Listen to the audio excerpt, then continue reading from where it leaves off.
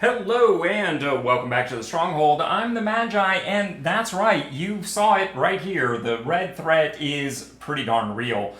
Did some preliminary deck testing the other day, and in fact you can find that over in my live play section if you want to see all of it.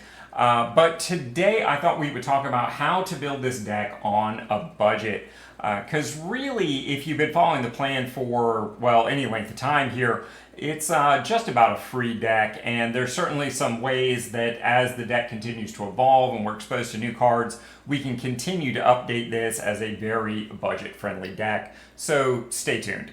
But before we get into all that, this season, Duskmourn is focused on that horror genre and all of those fears that us 1/1 human tokens tend to share. But you know what I really find horrifying? Only 1/3 of the viewers that regularly watch my content have subscribed to the channel. So come on guys, take a moment, sub to the channel, support the content, and be sure to check your notification settings so you never miss out on a thing. Now, what were we talking about? Oh yeah, right. Alright, so I'm sure it comes as no big surprise that the basis of this new deck build archetype is none other than Leyline of Resonance. It's an enchantment, it costs 4 mana, but who cares? It's a Leyline. If it's in your opening hand, you get to put it into play for free. And believe me, I have had times where I put 3 copies of this into play, but really, all you need is 1. Now, when it comes to the Leyline, what it does is whenever you cast an instant or sorcery spell that targets only a single creature you control, copy that spell. You may choose new targets for the copy. And therein lies the first half of our devious diabolical plan. What we want to do is take advantage of that copying to help bump up our creatures. So now what we really need are the right creatures to take advantage of these copied triggers, so to speak. And boy, do we have it for you in 2 uncommons, Heartfire Hero and Cacophony Scamp. The hero comes to us as recently as Bloomburrow, and Cacophony Scamp is as far back as Phyrexia All Will Be One. What makes these the right creatures is because when they die, they deal damage equal to their power either to the opponent or the target of your choice.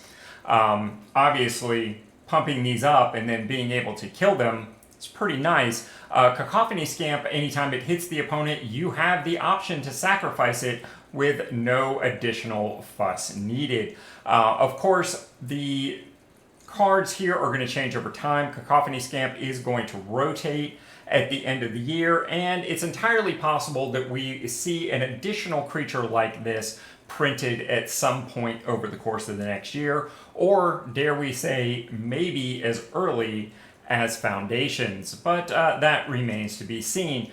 But hey, let's be honest, 8 creatures is not really enough for a Red Rush deck.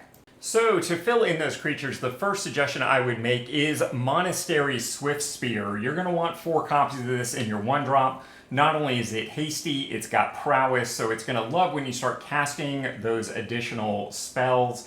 But do keep in mind that the Leyline copies your spell, the copy is not cast, so the copy will not give you an additional prowess trigger, so keep that in mind when you are doing your combat damage math. Now, beyond that, there is a range of prowess / pseudo prowess 2-drops. Most of them are rare. I think you need to fill about 3 more creature slots here, assuming they don't print another hero style, Cacophony Scamp style card. I would not worry about crafting those rares. More than likely you have 3 creatures that can fill that slot, and that gives you just enough to make the deck work. So now that we know that we're going to have creatures that are pumped up probably temporarily, for our next trick, what we want to make sure we can do is ensure that they die on cue. For that, we are running Callous Sellsword, and no, this in fact is a mono red deck. We don't care at all about the Sellsword himself as a 2/2 creature or the black mana that he requires. What we're after is the sorcery speed adventure Burn Together that allows you to target creature you control deals damage equal to its power to any other target, then it gets sacrificed. And don't forget, our two favorite creatures, when they die because they were sacrificed, they deal their damage again. So the whole idea here is to take the hero or the scamp, pump them up to a 7/7, swing with them, hopefully connect, turn 2, Callous Sellsword, Burn Together, hit for another 7, hit for another 7. I think you get the idea here. And let's not forget that we're very likely to see a fling/thud Burn Together style effect in the upcoming Foundation set, most likely in red. So there the deck just gets potentially even more consistent. Then, of course, we're going to need what I lovingly refer to as the shenanigans of the deck. Those instants or sorceries that target a single creature. And I think the star du jour right now is the Duskmourn Turn Inside Out. It's a 1 mana instant spell. It gives a creature +3/+0. And if it dies, it sets you up with another creature by manifesting Dread. Overall, one of the best choices as of right now, but of course, these things are going to change. Not only will we continue to see these in Foundations, but this sort of little combat style trick will come up in every set from now probably until the end of time. What you really want to do is make sure you're keeping your your mana cost as low as possible, preferably 1. Wouldn't go above a 2-drop on something like this. And you're looking for the biggest power boost that you can get for your mana. Turn Inside Out actually breaks the shock rule by doing more than a +2 for a single mana, and that's why it's the star of the show right now. Now, I think by now all the big kids realize that mono red, or really any other overly prominent deck, is very likely to face a similar deck, the mirror match, if you would. And tuning for the mirror match is something that, it's going to increase your win rate. A good example of this is Mirian Bone Splitter, a 1 mana artifact equipment with flash, gives a +2/+0, and it equips to a target creature when it enters. Now, some people will criticize this card choice because your Leyline isn't going to copy it. It's not an instant, it's not a sorcery, but the +2 bonus does not go away at the end of turn. And because it's an equipment, if they kill the creature that it's on, you can re-equip it to a second creature and allow you to potentially have a later turn kill if they so far respond by killing your targeted creature. Shock is another great example of tuning your deck slightly for the mirror. This would allow you to wait for your opponent to try and go off. They target their creature with their effect, and in response, you simply kill it with Shock. Shock is also an ideal choice for this sort of thing because it is a 1 mana instant, and it allows you to also target your opponent and continue to power out your prowess creatures if need be. I would recommend running 5 to 7 slots. Obviously, Shock can only be 4 of those, but dig around in your commons and uncommons, and I'm sure you're not going to have a hard time finding some low mana instants that allow you to do very similar things, because they print these in every single set.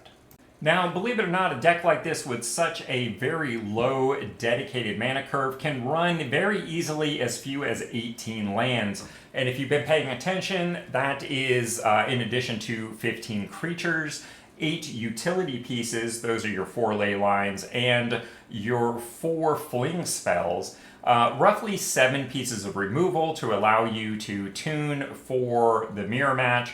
Again, you may adjust that number as low as 5. I think you can probably still get away with it. And if you do 7 pieces of removal, that then leaves you 8 pieces of, again, what I lovingly refer to as shenanigans. Some of those you may want to be the bone splitter to allow you to further tune for the mirror match. But, I mean, hey, don't burn a bunch of wild cards here. Use what you have. The future sets are going to continue to improve and fill in the blanks on this. And barring an unfortunate event, this deck should just continue to get better as we go. So what kind of unfortunate event, you may ask? Well, the fact is that people have been calling for Leyline of Resonance to be banned since, well, it was spoiled. I personally don't think there is enough to warrant a banning of this card, but the good news is if they do ban it, you'll get back your wild cards for the Leyline. And with the rest of this deck being pretty much just assembled of commons and uncommons, hopefully that you already have and don't need to spend wild cards on, you're really in no danger of losing anything other than the deck itself. And that is a pretty fair position to be in as a budget player. So there it is, guys. That's my thoughts on the deck. Of course, I have that previously mentioned full play footage. I think it's about an hour altogether, available over on my live play. And of course, the link will be in the description down below in the doobly-doo. But let me know what you think. Are you planning on building this deck? Are you spending wild cards to do it? Do you think it's going to get banned? I want to know what you think. And hey, everybody else does too, because we're stronger together. And every time you chime into the community and share your thoughts, we all get a little broader perspective, and that is a very good thing. And before we go, while every member of this community is important to me, I just wanted to take a moment and give a shout out to those patrons providing financial support and keeping the Stronghold from being a complete financial black hole. And of course, let me leave you with some suggestions for your next step here on the channel.